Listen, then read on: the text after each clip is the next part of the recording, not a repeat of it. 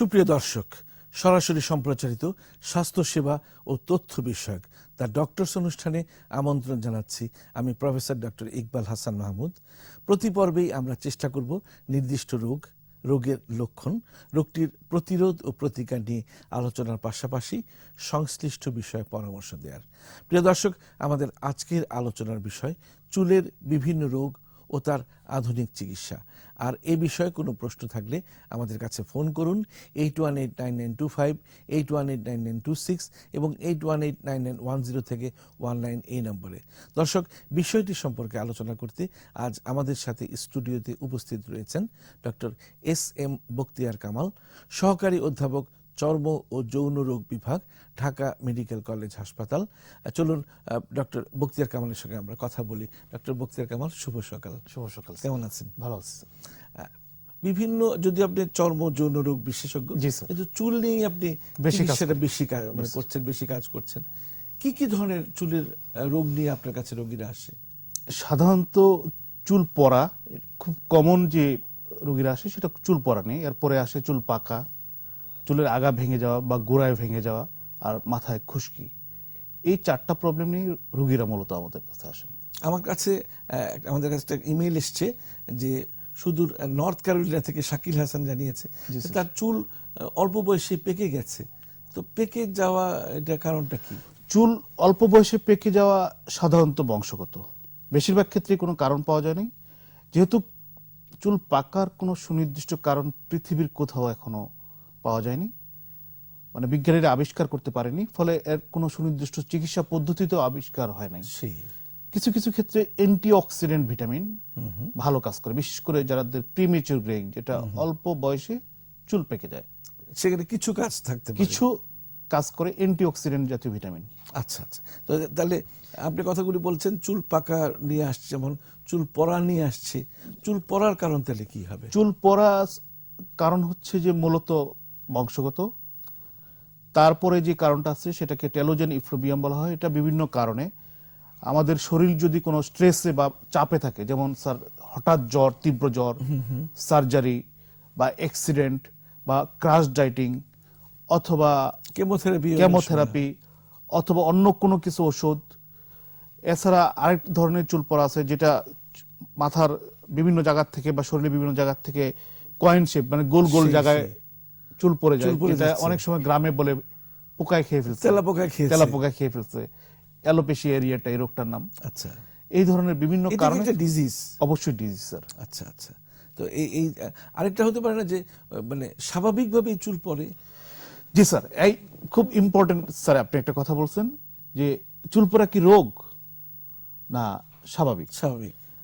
আমাদের মাথায় 1 লাখ চুল আছে স্যার, প্রতিদিন 100 চুল পড়ে, এটা নর্মাল। কিন্তু এর চেয়ে বেশি যদি চুল পড়ে তাহলে এটা রোগ। তাহলে আমরা কিভাবে বুঝবো যে চুলটা বেশি পড়তেছে? এটা সিম্পল একটা টেস্ট আছে। মাথার চুলের 40 থেকে 60টা চুল 2 আঙ্গুল দিয়ে ধরে এভাবে হালকা টান দিলে যদি আঙ্গুলের মধ্যে 5টার বেশি চুল আসে তাহলে চুল পড়া রোগ। তখন রোগ বলবো। আর যদি 5টার কম আসে তাহলে রোগ না। আচ্ছা আচ্ছা। আর এটা ইউনিভার্সাল, এটা ইউনিভার্সাল সবার জন্যই। আমরা 40 থেকে 60টা চুল আঙ্গুল 2 আঙ্গুল দিয়ে ধরবো, হালকা টান দেবো, খুব জোরে টান দিলে বেশি চুল চলে আসবে। হ্যাঁ, শর্ত হচ্ছে আগের দিন শ্যাম্পু করা যাবে না, শ্যাম্পু না করে করতে হবে। যদি আমি আজকে সকালে শ্যাম্পু করলাম, এখন যদি টান দিই স্যার, এতগুলো চুল উঠবে না। কারণটা কি? শ্যাম্পুর সাথে চুল যেগুলো লুজ হয়ে থাকে সেগুলো এমনি পড়ে যায়। আচ্ছা। ফলে আপনি শ্যাম্পু করে এসে যদি এভাবে টেস্টটা করেন তাহলে ফলস নেগেটিভ রেজাল্ট আসবে। মানে আপনার রোগ আছে কিন্তু তারপর আপনি দেখছেন ভুল তথ্য দিবে। তো খুশকি খুব একটা কমন একটা ব্যাপার।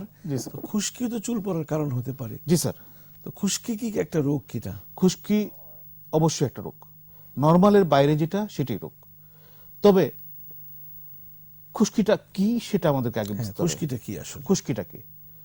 খুশকিটা হচ্ছে আমাদের মৃত কোষ বা ডেড সেল। আপনি যে কথাটা বললেন স্যার যে খুশকি কি রোগ না, শীতকালে যদি খুশকি হয় তাহলে সেটা রোগ না। আচ্ছা। কারণ শীতকালে আমাদের স্কিন ড্রাই হয়ে যায়। এই ড্রাই স্কিনে যদি কেউ খুব রাফ শ্যাম্পু ইউজ করে তাহলে মাথার স্কিন আরো ড্রাই হয়ে যায়, তাহলে খুশকি হতে পারে। কেউ যদি তার যদি ন্যাচারালি স্কিন ড্রাই থাকে তাহলে তার শীতকালে খুশকি হতে পারে। তাহলে শীতকালে বাতাসে জলীয় বাষ্পের পরিমাণ কম থাকে, স্কিন ড্রাই হয়ে যায়, মাথার স্কিনও ড্রাই হয়ে যায়, ফলে খুশকি হতে পারে। কেউ যদি খুব রাফ শ্যাম্পু দিয়ে, রাফ শ্যাম্পু বলতে আপনি কি রাফ শ্যাম্পু স্যার যেগুলোতে কন্ডিশনার দেওয়া থাকে না, এই ধরনের শ্যাম্পুগুলো শুধু মানে আজকাল যে 2 in 1 লেখা থাকে বা 2+1 লেখা থাকছে, এরকম একটা শ্যাম্পু ব্যবহার করতে হবে যেখানে যেখানে কন্ডিশনার সহ আছে স্যার, এরকম শ্যাম্পু ব্যবহার করতে হবে। সেটা ভালো, সেটা চুলের জন্য ভালো। অথবা আপনি শ্যাম্পু করার আগে মাথায় তেল দিয়ে নেবেন, এটা হলো বেস্ট। আগে এটা হলো বেস্ট। কি ধরনের তেল? সরিষার তেল বা নারকেল তেল বা অলিভ অয়েল।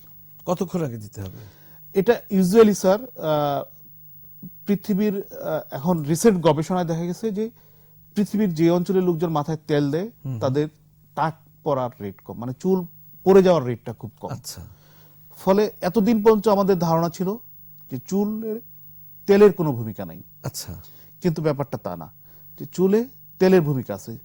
তেল বাইরের থেকে চুলকে প্রোটেক্ট করে।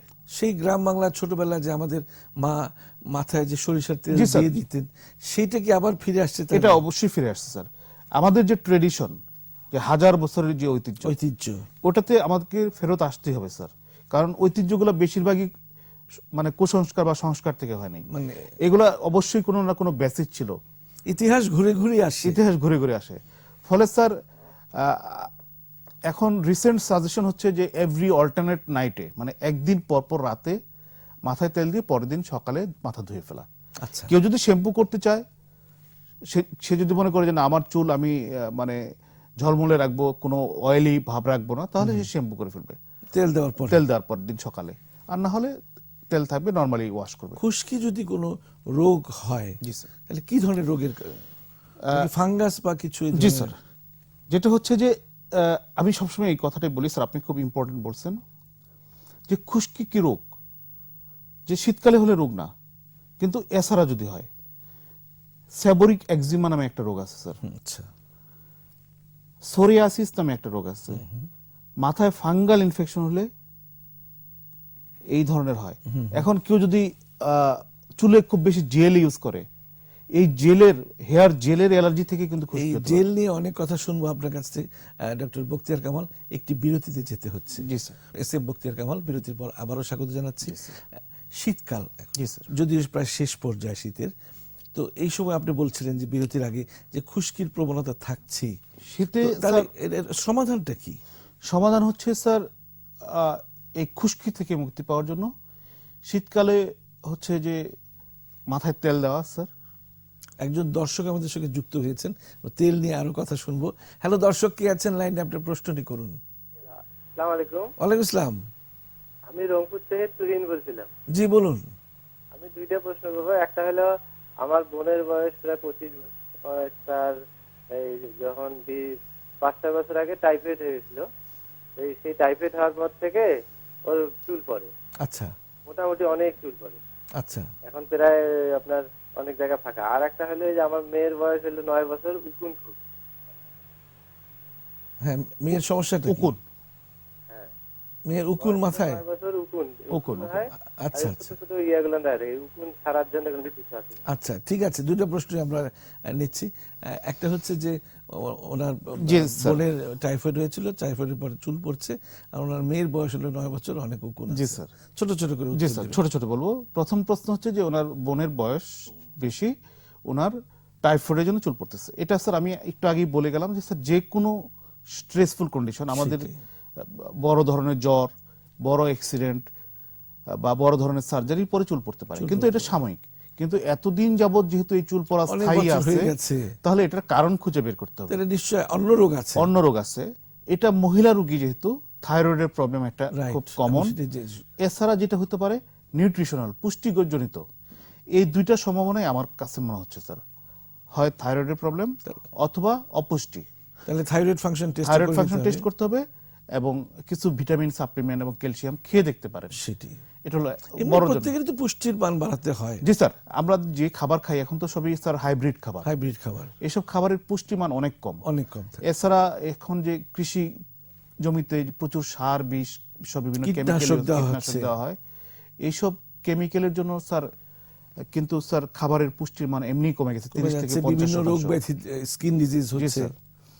ফলে আমাদের এখন সাপ্লিমেন্ট খাওয়া উচিত সবারই কম বেশি। আর উকুনের কথাটা কি বলবো? উকুনের জন্য যেটা হচ্ছে স্যার পারমেথ্রিন ক্রিম 1% অথবা আইভারমেকটিন ক্রিম পাওয়া যায় বাজারে, বিভিন্ন ওষুধ কোম্পানির আছে। গোসলের 10 মিনিট আগে লাগিয়ে 10 মিনিট পরে শ্যাম্পু করে ফেলবে। প্রয়োজনে সপ্তাহে একবার করে 2 থেকে 3 সপ্তাহ ব্যবহার করা যেতে পারে, উকুন একদম শেষ চলে হয়ে যাবে। জি স্যার। আচ্ছা, আবার সেই খুশকি ব্যাপারে ফিরে আসি। তো খুশকি যদি হয়, বিভিন্ন শ্যাম্পু আছে খুশকিমুক্ত, টেলিভিশনে জি স্যার। রেগুলার অ্যাডভার্টাইজ দেখাচ্ছে। এগুলো কি কাজ করছে? এগুলো কার্যকরী, ড্যান্ড্রাফ যেটা, নিঃসন্দেহে কার্যকরী। এখন অনেকেই আমাকে যে প্রশ্নটা করেন যে আমি তো খুশকিনাশক শ্যাম্পু ব্যবহার করছি, তারপরে আমার খুশকি Dandruff ফেরত free। আসছে কেন? আমি সবাইকে একটা কথা বলি যে খুশকি সাধারণ রোগও হতে পারে, আবার বিভিন্ন ধরনের সিরিয়াস রোগের প্রকাশ হতে পারে, অসাধারণ রোগ হতে পারে। অসাধারণ রোগ হতে পারে। যেমন একটু আগেই বললাম সেবোরিক ডার্মাটাইটিস, Psoriasis, সোরাইয়াসিস, পিআরপি আছে, আরো কিছু ফাঙ্গাল ইনফেকশন আছে। ফলে কিটোকোনাজল জাতীয় শ্যাম্পু যেগুলো বাজারে কমনলি পাওয়া যায়, অ্যান্টি-ড্যান্ড্রাফ হিসেবে, সেলসাম বোধহয় একটা আছে। সেলসান হচ্ছে স্যার সেলেনিয়াম সালফাইড, আচ্ছা, ওটা দেওয়া যাবে। দেওয়া যাবে। বিভিন্ন অ্যান্টি ড্যান্ড্রাফ শ্যাম্পু আছে, এগুলো ইউজ করলেও যদি না যায় তাহলে অবশ্যই একজন চুল বিশেষজ্ঞ দেখাতে হবে, কারণ একমাত্র চুল বিশেষজ্ঞ বা চর্মরোগ বিশেষজ্ঞই বলতে হবে বলতে পারবেন। যে কেন এই খুশকিটা হচ্ছে। সেটাই। এটা হচ্ছে নাম্বার 1। নাম্বার 2 হচ্ছে যে ইমপ্রপার ইউজ। আমরা আসলে ঠিক মতো ওই শ্যাম্পুগুলো ইউজ করি না। সেটাই। শ্যাম্পুগুলো ইউজ করার নিয়ম হচ্ছে গোসলের আগে মাথায় লাগিয়ে 3 থেকে 5 মিনিট ওয়েট করতে হবে স্যার, মানে সময় দিতে হবে, সময় কাজ দিতে হবে। করার। এখন আমরা যেটা করি নরমাল শ্যাম্পুর মতো অনেক সময় মাথায় দিয়ে একটু পানি দিয়ে ওয়াশ করে ফেলা, আবার এটা হবে না। সঙ্গে সঙ্গে। কারণ মনে রাখতে হবে স্যার, অ্যান্টি ড্যান্ড্রাফ শ্যাম্পু একটা মেডিসিন, এবং এটাকে একটা নির্দিষ্ট সময় মাথায় রেখে তারপরে ওয়াশ করতে মানে ওই শ্যাম্পুটাকে কাজ করার একটা সময় সময় দিতে দিতে হবে। হবে, সময় আমরা সেই সময়টা দিতে চাই সময়টা না। দিই না। ডক্টর বখতিয়ার কামাল, অনেকেই প্রশ্ন করেন, আমাদের কাছে কিছু মেইল এসছে যে চুলে তেল দেওয়া যাবে কিনা। চুলে তেল দেওয়া যাবে কিনা একটু আগেই বলেছিলাম স্যার, চুলে অবশ্যই তেল দিতে হবে। আপনি যদি সুস্থ চুল চান অবশ্যই তেল দিতে হবে, কারণ তেল চুলকে বাইরের যত প্রতিকূল ফ্যাক্টরগুলো আছে আমাদের চুলকে ধ্বংস করার জন্য সবগুলো থেকে প্রোটেক্ট করে। তেলের সঙ্গে আরেকটা কাছাকাছি শব্দ, জেল। জেল কি দেওয়া যাবে? না, জেল দেওয়া যাবে না স্যার। জেলে বিভিন্ন ধরনের কেমিক্যাল দেওয়া থাকে, এই কেমিক্যালগুলা চুলকে ভেঙে ফেলে মাঝখান থেকে চুলের গোড়ায় যে আমাদের স্ক্যাল্প বা আমরা মাথার যে ত্বক, সেই ত্বককে ধ্বংস করে, এবং যাদের ব্রণের প্রবলেম আছে তাদের ব্রণ বৃদ্ধিতে সহায়তা করে। কিন্তু আজকাল তো একটা ফ্যাশনই হয়ে গেছে যে একটু জেল না মাখলে খুব একটা হ্যান্ডসাম লাগে না। এটা কি ফ্যাশন আর স্বাস্থ্য দুইটা একসাথে করা যাবে না, করা স্যার। যাবে না। না, ফ্যাশন, যে ফ্যাশন করতে চায় তাকে এই রিস্ক নিয়ে করতে হবে যে তার চুল ড্যামেজ হবে। ড্যামেজ হতে পারে? জি, একদম ড্যামেজ হবে এটা গ্যারান্টেড না, কিন্তু ড্যামেজ হতে হওয়ার পারে। এভরি পসিবিলিটি, যে সব ধরনের সম্ভাবনায় থাকবে ড্যামেজ হওয়ার। তাহলে তেল ব্যবহার করা যাবে, জেল ব্যবহার করা যাবে না। এটি হচ্ছে জি স্যার। মানে সবচেয়ে বড় মেসেজটা কথা। হচ্ছে যে তেল ব্যবহার করতে হবে, জেল ব্যবহার করা যাবে না। সেটাই। কিন্তু মানে জেলের প্রচলন আপনি দেখেছেন বিদেশে জি স্যার। অনেক না, এখন আবার ট্রেন্ড ফেরত আসবে স্যার। আবার ওই যে ফিরে ওই যে ইতিহাস ঘুরে ফেরত ঘুরে আসে। আসছে। কিছুদিন পরে দেখবেন যে কেউ আর জেল লাগাচ্ছে না, তেল লাগাচ্ছে। সেটি ইতিহাস ফেরত আসে স্যার। ফেরত আসবে। আরেকটা ব্যাপার হচ্ছে যে চুলের যে কলব যেটা বা কালার, আমরা হেয়ার ডাই যাই বলি, সেটা কি কতটুকু চুলের জন্য স্বাস্থ্যসম্মত? কলব চুলের জন্য স্বাস্থ্যসম্মত নয়, কিন্তু স্যার যেমন আমি বা অনেকে আছে যাদের খুব অল্প বয়সে চুল পেকে গেছে, এখন যেহেতু চুল পাকার কোনো চিকিৎসা পৃথিবীতে এখনো নাই, আমরা সবাই সুন্দর থাকতে চাই, আর অল্প বয়সে আঙ্কেল শুনতে চাই না। অল্প বয়সে আঙ্কেলও শুনতে চাই না স্যার। ফলে যাদের চুল পেকে গেছে তাদের দেওয়া যায়, এই রিস্ক নিয়ে তাদেরকে দিতে হবে। কিন্তু যাদের চুল পাকে নাই তারা ওই শখ করে স্যার, ওই যে আপনি একটু আগে যেটা বলেন ফ্যাশন হিসাবে, ফ্যাশন হিসেবে ওই কলপটা দেওয়াটা ঠিক হবে না। অনেকে আছে এখন দেখছেন যে মেয়েরা বিভিন্ন রং চুলে দিচ্ছে, মানে বিভিন্ন শেডে দিচ্ছে। এগুলো কতটুকু তার চুলের জন্য ভালো? চুলের জন্য তো ভালো নাই স্যার। এটা তো প্রথম হচ্ছে যে এর যে কেমিক্যালটা আছে, কেমিক্যালটা চুলের যেটা শেফট মানে চুলের লেংথ বরাবর এটা ভেঙে ফেলবে। আর 2 নম্বর হচ্ছে যে এই যে কেমিক্যাল যে হেয়ার ডাই বা কলপের এই কেমিক্যালটা স্যার মাথার স্কিনে অ্যালার্জি করে একজিমা তৈরি করতে পারে। হেয়ার ডাই নিয়ে আরো কথা শুনবো ডক্টর বখতিয়ার কামাল। আরো একটি বিরতিতে যেতে হচ্ছে। ধন্যবাদ, প্রিয় দর্শক, ডক্টর বখতিয়ার কামাল বিরতির পর আবারও স্বাগত জানাচ্ছি। ধন্যবাদ, স্যার। আমরা তেল নিয়ে, জেল নিয়ে, কলপ নিয়ে অনেক কিছু মানে মানুষকে সচেতন করার আপনি চেষ্টা করেছেন। অনেকে খুব নিয়মিত হেয়ার ড্রায়ার ইউজ করে চুল শুকানোর জন্য, সেটা কতটুকু চুলের জন্য স্বাস্থ্যসম্মত? হেয়ার ড্রায়ার স্যার দুইটা মোডে ইউজ করা যায়। একটা হচ্ছে যে কুল মোড, যেখান থেকে ঠান্ডা বাতাস বেরোবে ঠান্ডা শুধু বাতাস, এবং চুলকে শুকাবে। আচ্ছা, আর একটা হচ্ছে হিট মোড, হিট। যেখান থেকে গরম বাতাস বের হবে এবং চুলকে শুকাবে। এখানে যেটা হচ্ছে স্যার কুল মোড, যেটা যেখান থেকে ঠান্ডা বাতাস বের হবে এবং চুল শুকাবে, সেই মোডে সপ্তাহে 2 বার হেয়ার ড্রায়ার ইউজ করা যেতে পারে। তা ঠান্ডাটা ভালো। ঠান্ডাটা ভালো। আর যেটা হিট মোড, এটা আমাদের সবসময় মনে রাখতে হবে, চুল অত্যধিক তাপ কখনোই সহ্য করতে পারে না। সেটাই। এটা আপনি স্যার হেয়ার ড্রায়ার হিসাবে দেন, অথবা অনেকে আছে আয়রন করেন চুলে নিয়মিত, সেই হিসাবেই দেন, যে হিসাবেই দেওয়া হয় তত। আয়রন তো এখন একটা ফ্যাশন হয়ে গেছে। Fashion। একজন দর্শক যুক্ত হয়েছেন আমাদের সাথে, একটা কথা বলে দিই। হ্যালো দর্শক, কে আছেন লাইনে? আপনি প্রশ্নটি করুন। আমি ফোন করছিলাম ডাক্তার স্যারের কাছে আমার একটা যৌনরোগ বিষয়ে। জি, প্রশ্নটি করুন। কাউন্ট মানে একেবারে কম এবং উৎপাদন কম স্পার্মের, এই বিষয়ে। প্রশ্নটি বুঝলাম না, আবার একটু বলবেন? এটা স্যার যৌন রোগের ব্যাপারে প্রশ্ন আচ্ছা, করেছেন। আমরা সেটা আমরা আজকে আলোচনা করছি না। আজকে আমাদের বিষয় হচ্ছে চুল। আমাদের চুল নিয়ে যদি কোনো প্রশ্ন থাকে আমাদের করতে পারেন।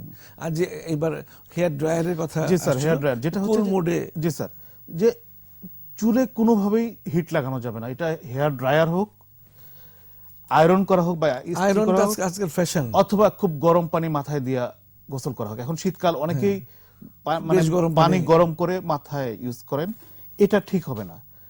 আপনি শীতের দিন আপনি অবশ্যই গরম পানি ব্যবহার করবেন, কিন্তু এটা হলো ঈষদুষ্ণ গরম পানি, বা আমরা যেটা লিকুয়াম ওয়াটার বলি স্যার, এই ধরনের গরম পানি ইউজ করা যেতে পারে। আপনি অবশ্যই আয়রন ইউজ করবেন না মাথায়। এমনি তো আমাদের মাথা গরম থাকে, জি স্যার। মাথা ঠান্ডা রাখতে হবে। তো মাথা ঠান্ডা রাখতে হবে। আর হচ্ছে হেয়ার ড্রায়ার হিট মোডে ইউজ করা যাবে না, কুল মোডে ইউজ করা যেতে পারে, সপ্তাহে 1 থেকে 2 বার। আরেকটি ব্যাপার হচ্ছে যে চুল তো একটা মানুষের সৌন্দর্যের বহিঃপ্রকাশ। এটা ছেলে হোক, মেয়ে হোক, বিশেষ করে সেলিব্রিটি হোক। তো এখন এই যে চুল, অনেকের চুল পড়ে গেছে, চুল পড়ে যাচ্ছে, চুলকে আবার মানে সৌন্দর্যের জন্য আবার পুনঃস্থাপন করা দরকার। কিভাবে আপনার কাছে তো এই ধরনের রোগীরা জি আসে, স্যার, জি স্যার। কি করেন আপনি? এটা হচ্ছে স্যার, আগে আমাকে দেখতে হবে যে এখন রোগী কোন স্টেজ আছে, যে চুল পড়তেছে বা একদম পড়ে শেষ হয়ে গেছে, এই দুইটা ব্যাপার। যদি এখন পড়তেছে, আমরা দেখি স্যার ট্রাইকোস্ক্যান নামে একটা মেশিন আছে। এই মেশিন রোগীর স্ক্যাল্পে বা মাথার চাঁদিতে ধরি, ধরার পর একটা মনিটরে দেখি যে চুলের রুট আছে কিনা। রুটটা আছে কিনা? যদি রুট থাকে তাহলে এই চুল গজানো সম্ভব। আচ্ছা, এর জন্য 2টা চিকিৎসা, একটা হলো মেডিকেল চিকিৎসা, বিভিন্ন ধরনের ওষুধ দেওয়া হয়, আর একটা হচ্ছে পিআরপি, প্ল্যাটিলেট রিচ প্লাজমা। আচ্ছা। যদি মেশিনে আমরা দেখি যে কোনো রুট নাই, তাহলে এই রোগীর হেয়ার ফলিকল যেটা। হেয়ার ফলিকল, তাহলে এই চুল গজানোর আর কোনো সম্ভাবনা নাই। তখন একটাই উপায় আছে পৃথিবীতে, সেটা হলো হেয়ার ইমপ্ল্যান্ট বা ট্রান্সপ্ল্যান্ট। আচ্ছা, মানে মাথার পিছন থেকে বা সাইড থেকে একটা একটা করে চুল এনে যে জায়গায় চুল নাই সেখানে রোপণ করা হয়। অনেকটা নার্সারি থেকে বা ধানের বীজতলা থেকে ধান গাছ নিয়ে ধান খেতে যেভাবে রোপণ করা হয়, ঠিক সেভাবে নিজের চুলই হতে হবে। নিজের চুলই হতে হবে। অন্যের চুল অন্য হবে না। চুল করা যাবে না, কারণ মানুষের শরীর খুব স্বার্থপর, খুব স্বার্থপর, অন্য কিছু কর্নিয়া accept ছাড়া আর করবে না। কিছুই অ্যাকসেপ্ট করে না। অ্যাকসেপ্ট করবে না। তো এটাতে কেমন খরচ লাগে? খরচ বাংলাদেশে খুবই চিপ, ইন্ডিয়াতে এখন চিপ হয়ে গেছে, এখন আর অত কস্টলি না। একটা সময় এই চিকিৎসাগুলো খুব ব্যয়বহুল ছিল, আচ্ছা। কিন্তু যেহেতু পাবলিকের জনগণের সচেতনতা অনেক বেড়ে গেছে। আরেকজন দর্শক যুক্ত হয়েছে, স্যার। একটু প্রশ্নটা নিয়ে নি। হ্যালো দর্শক, কে আছেন লাইনে? আপনার প্রশ্নটি করুন।